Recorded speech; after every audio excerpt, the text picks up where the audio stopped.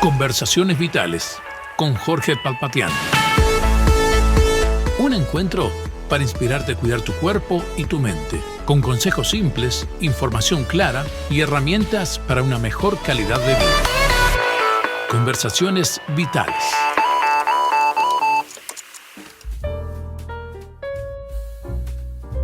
¿Qué tal, amigos? Es un privilegio nuevamente poder estar en contacto con todos nuestros oyentes de Radio El Libertador.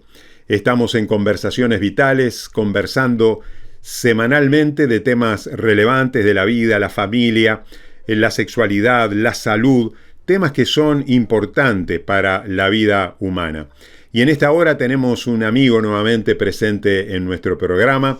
Su nombre es Álvaro Fernández. Él es ingeniero, es máster en desarrollo humano, miembro de la Comisión de Cultura de la Conferencia Episcopal del Uruguay, es columnista del semanario La Mañana de Montevideo y del portal español Religión en Libertad. Fundó un canal de YouTube que mantiene llamado Batalla Cultural, Guerra Espiritual. ¿Cómo estás, Álvaro? Bien, muy bien, gracias a Dios. Bueno, me alegro Aquí mucho. estamos. Me alegro mucho que estés con nosotros en esta hora, porque a propósito de un artículo que escribiste como columnista periódicamente, que lo haces en el semanario La Mañana de aquí de Montevideo, Uruguay, hemos sido testigos de que has hablado sobre un tema relevante en nuestra sociedad que tiene relación con las políticas públicas y el rol de estas en la familia. Nosotros, como tú sabes mejor que yo, en Uruguay se ha ido experimentando una serie de aprobaciones legales que han sido aparentemente dedicadas especialmente a individuos, a grupos colectivos.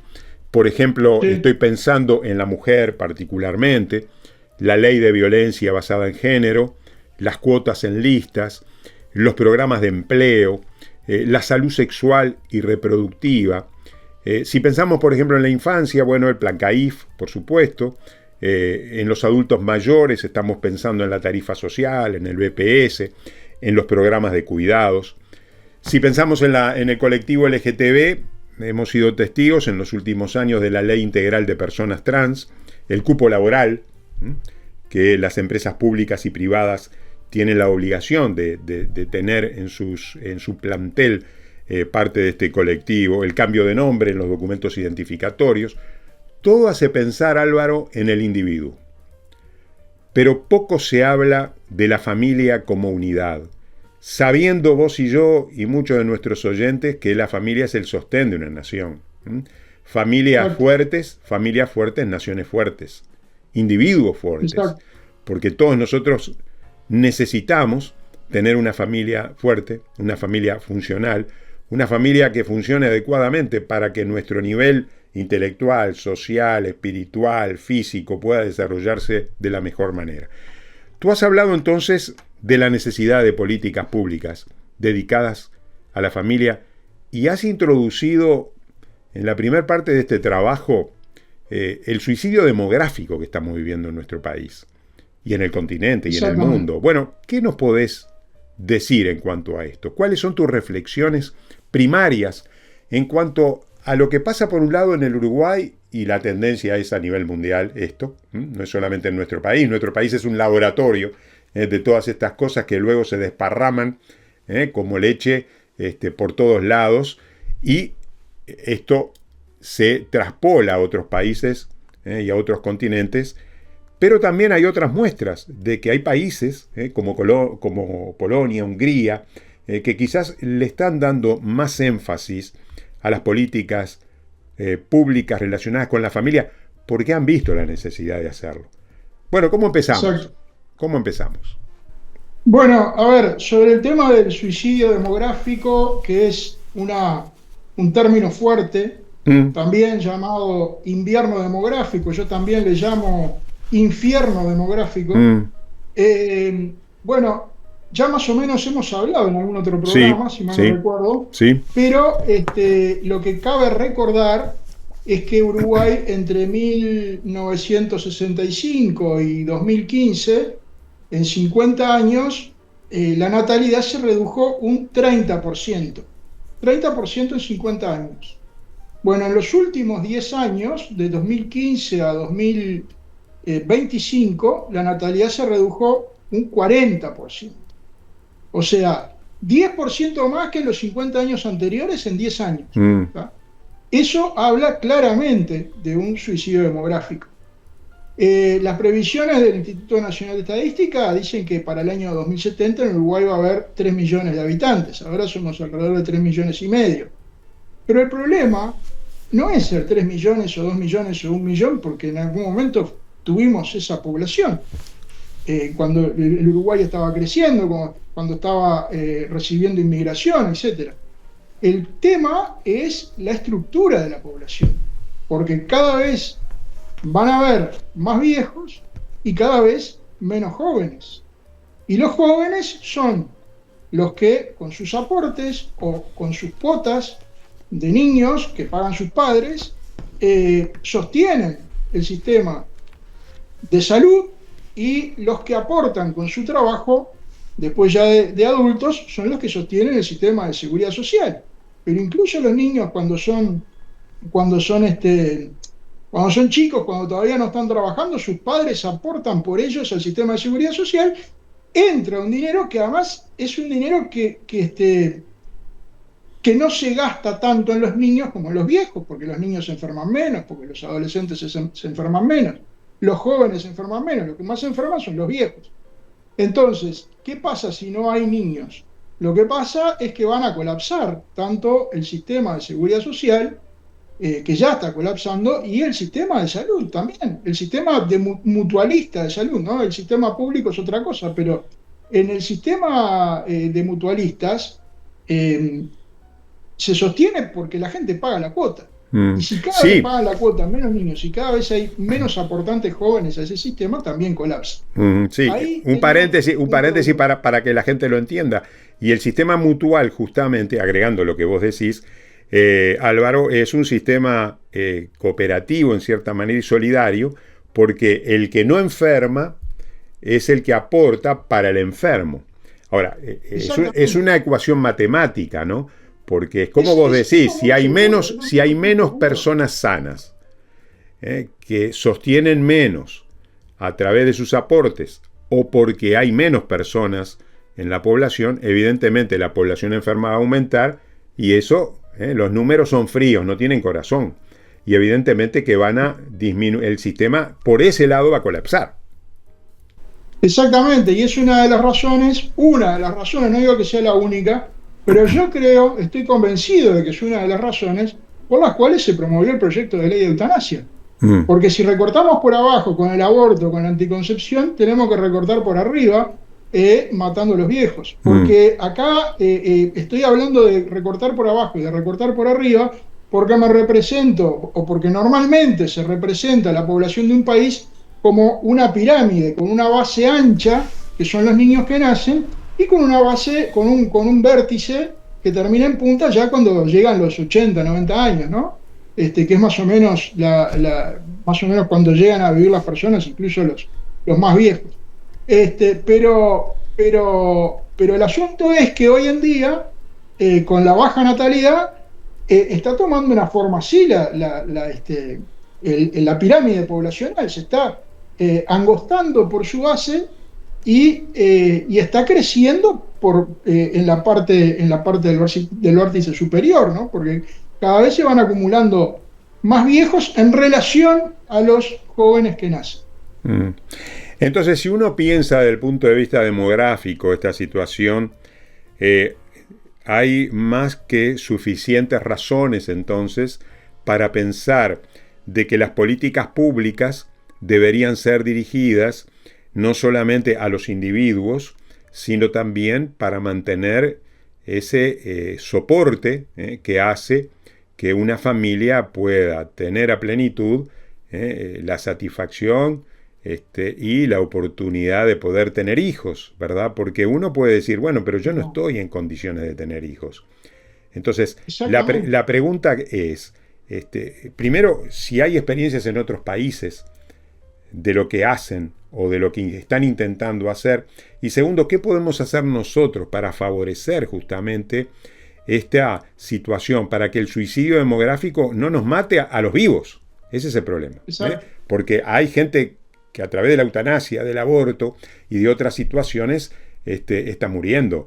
Y cuando tú hablas de que en los últimos 10 años ha aumentado un 40%, por supuesto, ¿verdad?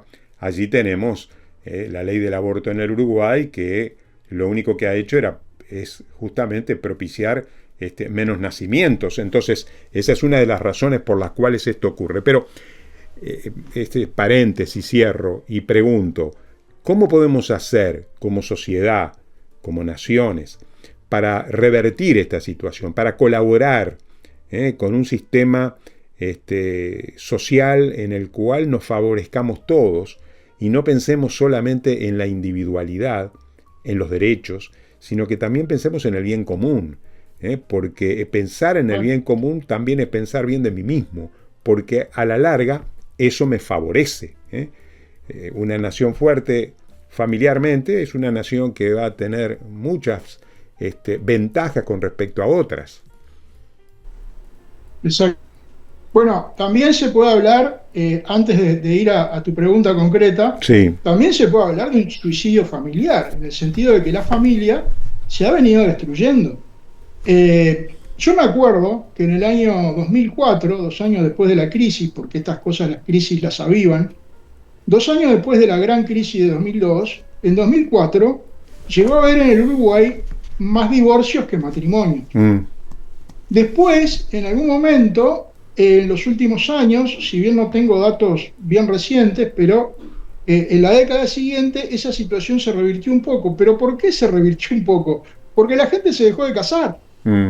Entonces tenemos que hay muchas más familias o situaciones irregulares, situaciones familiares irregulares de gente que se junta porque no están casados. ¿Y eso genera un problema que está detallado, estudiado científicamente, incluso por un sociólogo demógrafo uruguayo que se llamaba Carlos Filgueira, que él dice, o mejor dicho, registra con toda claridad, porque hizo estudios numéricos, y se ve que los chicos que son hijos de familias irregulares, de algún tipo de irregularidad, madre sola, padres juntados, etcétera, etcétera, lo que se ve es que los chicos que son hijos de familias, de matrimonios constituidos formalmente, tienen mayor rendimiento académico y menor índice de repetición escolar.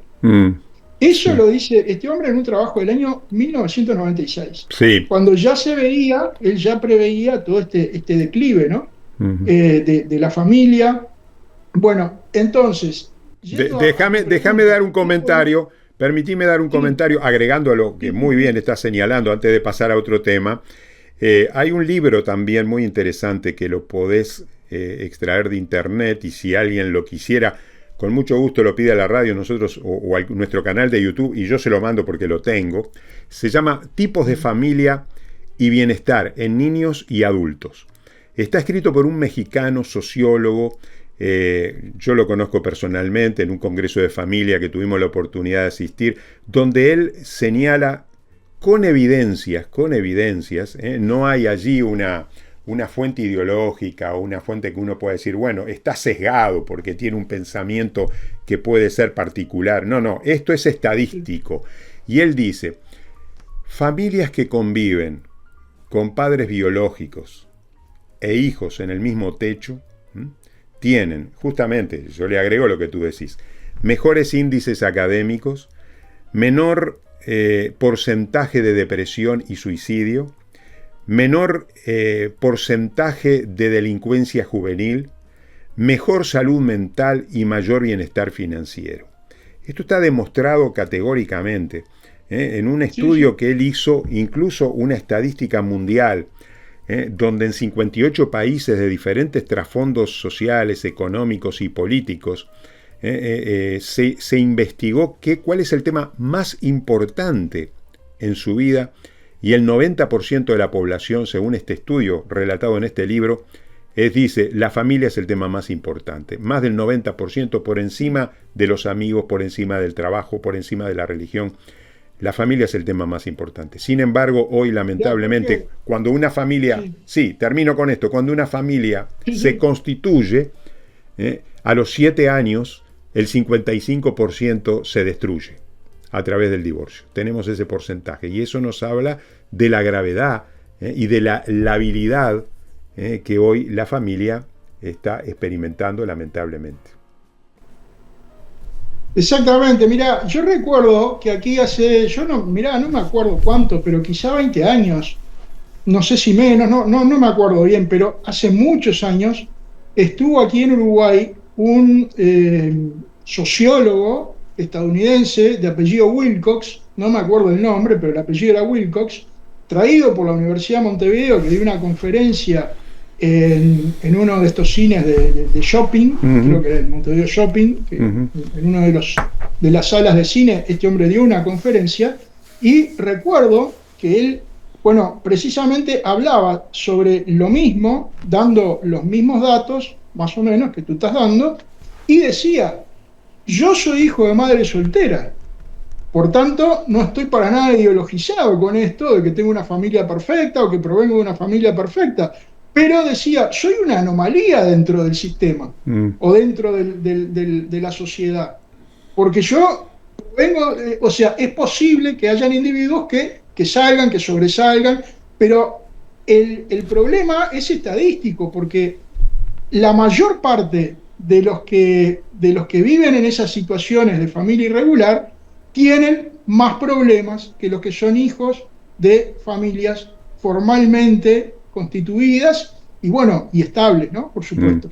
Sí, por supuesto que si nosotros miramos el ser humano en forma individual, afortunadamente nosotros tenemos un poder de resiliencia muy importante, y eso es lo que nos hace vencer situaciones que particularmente son anómalas o son disfuncionales o son no las mejores condiciones. Pero lo que estamos hablando es en forma general, estadístico, ¿verdad? Exacto, no estamos hablando a nivel individual, que por supuesto hay excepciones por todos lados. Familias perfectas, entre comillas, también tienen hijos imperfectos y delincuentes y violentos, y con un bajo rendimiento académico. Hay de todo. Perfecta. Exacto. Todos tenemos nuestros a veces nos salta la térmica, por ejemplo, ¿no? Es cierto. De alguna manera. Es muy cierto. Bueno, Álvaro, ¿cómo seguimos? ¿Qué soluciones le das a esto? ¿Qué soluciones le das a esto? Bueno, ahí está. Yo me acuerdo de haber leído en algún lado que cuando asumió como presidente Víctor Orbán en Hungría, que ahora acaba de perder las elecciones, vio que la tasa de natalidad de Hungría, gracias a un montón de políticas y gracias a un tema cultural que afecta al mundo entero, que Hungría tenía 1,2 de tasa global de fecundidad. 1,2 quiere decir, la tasa global de fecundidad son los hijos por mujer que tiene una sociedad. ¿Cuántos hijos por mujer en promedio tiene una sociedad? Eso es la tasa global de fecundidad. Si la tasa global de fecundidad está por debajo de 2,1, la población no se repone. Para reponer la población tiene que estar de 2,1 para arriba. Bueno, en Hungría era 1,2. Y 1,2 es más o menos lo que tenemos hoy en Uruguay.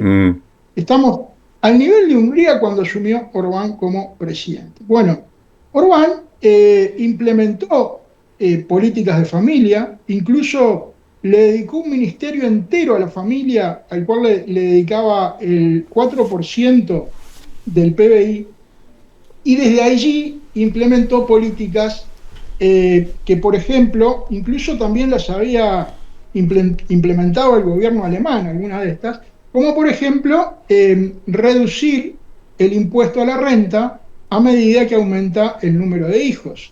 Creo que fue Schröder, canciller alemán, que había hecho algo parecido. A medida que aumentaba el número de hijos, reducía el impuesto a la renta, y los solteros lo pagaban completo, los que no tenían hijos, los matrimonios sin hijos lo pagaban completo, porque lo que se beneficia o lo que se premia con esa reducción del impuesto a la renta, que acá le llamamos IRPF y en otros lados se llamarán de otra manera, pero lo que premia es el hecho de tener hijos que serán los aportantes futuros de la sociedad. Serán quienes aporten con su trabajo, con su esfuerzo, para mantener los sistemas de seguridad social. Entonces, precisamente como eso se ve como un bien, dicen, bueno, vamos a premiar. Y lo que hacía Orbán incluso, a partir del cuarto hijo en adelante, no se le cobraba más impuesto a la renta a la familia, a los integrantes de la familia, al padre, a la madre. Esa es una política de familia económica. Después también hay otras políticas de familia que son, por ejemplo, para promover la familia, para promover la conciencia de la familia, de la importancia de la familia. En algunos otros países han habido también políticas de incentivo, como por ejemplo hacer un premio nacional crearon un premio nacional que premia a las empresas existen las empresas socialmente responsables. Bueno, acá se premia a las familias, a las empresas familiarmente responsables. La responsabilidad social, la responsabilidad familiar. O sea, empresas que se hacen responsables o que tratan con responsabilidad a los empleados y sus familias. ¿Qué tipo de premios se dan o por qué? Bueno, por ejemplo, premios por conciliar trabajo y familia, por ayudar a conciliar trabajo y familia. ¿Cómo? Por ejemplo, promoviendo el teletrabajo. En la pandemia o en la pandemia el teletrabajo fue una norma para mucha gente. Había muchos que se quejaban porque tenían que trabajar en un apartamento chiquito con sus hijos, etcétera, etcétera. Ahora, a mucha gente también le solucionó muchas cosas. No todos estaban desconformes. Entonces, bueno, hay empresas, por lo menos dar la posibilidad, que la empresa dé la posibilidad de hacer teletrabajo para familias que tienen o varios hijos o que tienen hijos chiquitos, o también la posibilidad de flexibilizar los horarios laborales. O, por ejemplo, de tener una guardería dentro de la empresa, donde los empleados puedan ir con sus hijos, dejarlos ahí en la guardería, los van a visitar un ratito, vuelven y listo. Digo, a ver, ese tipo de cosas suceden en el mundo y por eso las estoy planteando. No son inventos, no son disquisiciones vanas, ¿no? Estas cosas existen en el mundo, se han hecho. Álvaro, yo te estoy escuchando, me parece tan interesante tus aportes, pero también me estoy poniendo del otro lado, en el sentido de que hoy, lamentablemente, la maternidad está en total revisión.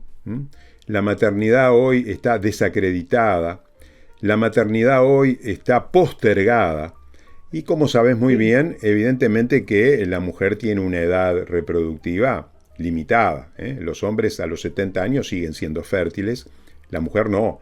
La mujer tiene una edad determinada. Hoy, lamentablemente, las parejas, ya sea que se juntan en concubinato o legalmente constituidas, retrasan la maternidad. Es decir, es un tema en el cual no es prioridad ni para la mujer, ni para la familia establecida o para la pareja establecida. Es decir, ¿cómo entendés esto, Álvaro, desde el punto de vista ideológico? Porque esto se ha transmitido, ¿verdad? En otras culturas históricas, bueno, cuando una mujer no podía quedar embarazada, era una ciudadana de segunda categoría, totalmente despreciada por la cultura.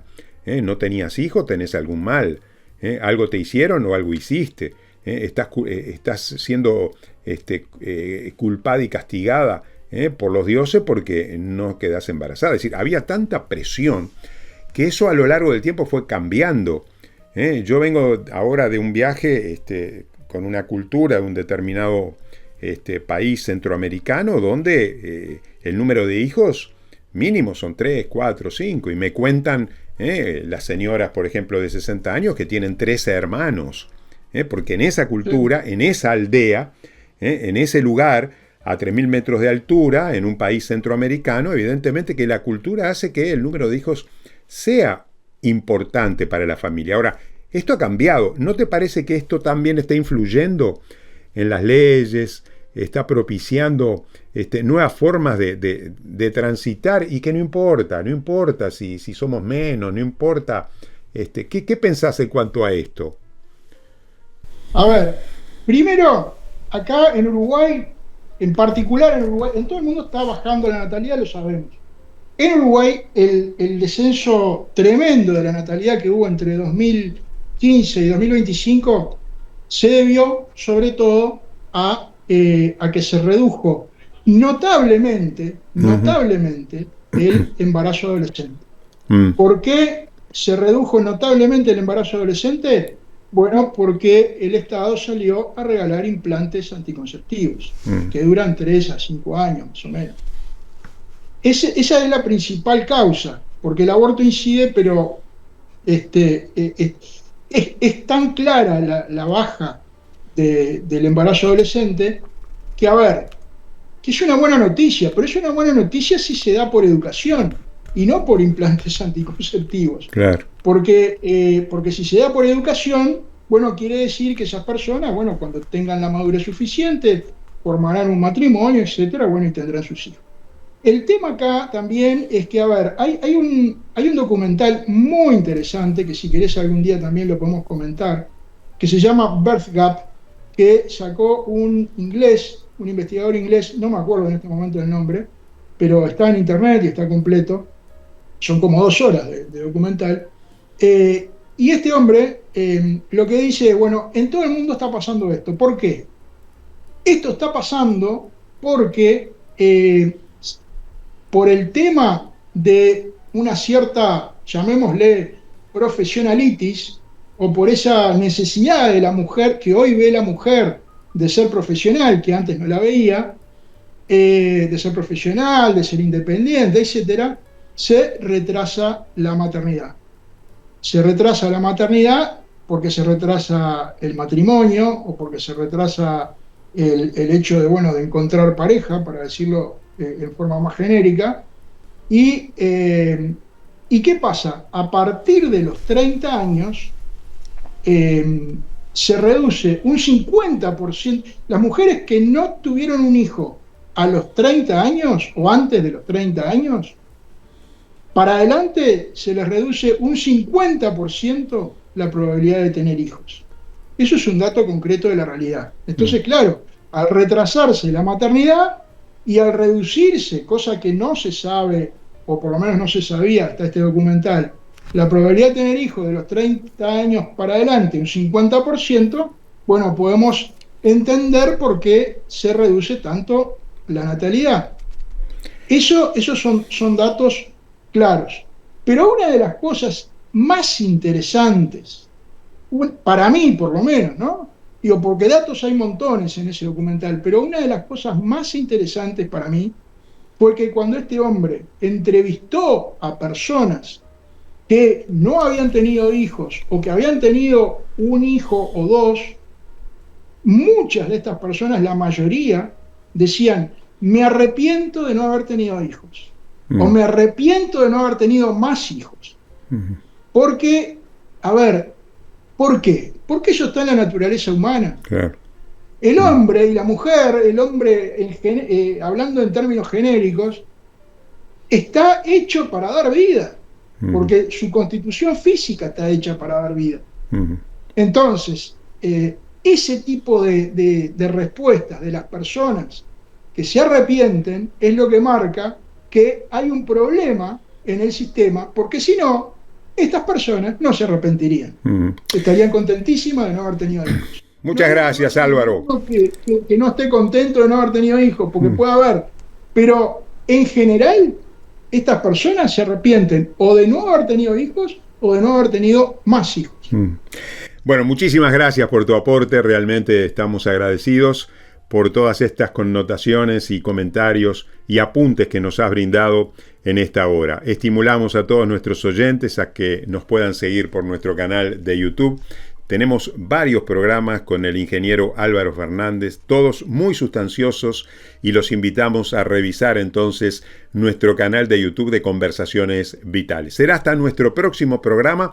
Agradecidos, Álvaro, por tu presencia en esta hora. Muchísimas gracias por tu aporte, y por supuesto que si quieren el artículo escrito por Álvaro en el semanario La Mañana, solamente tienen que pedirlo y con mucho gusto se lo vamos a hacer llegar. Un saludo afectuoso diciéndoles a cada uno de ustedes hasta nuestro próximo programa, donde nos volveremos a encontrar en Conversaciones Vitales. Desde Vergara y para todo el mundo. Una radio con propósito. Una radio con visión. Una radio para todos. El Libertador, 1210 AM.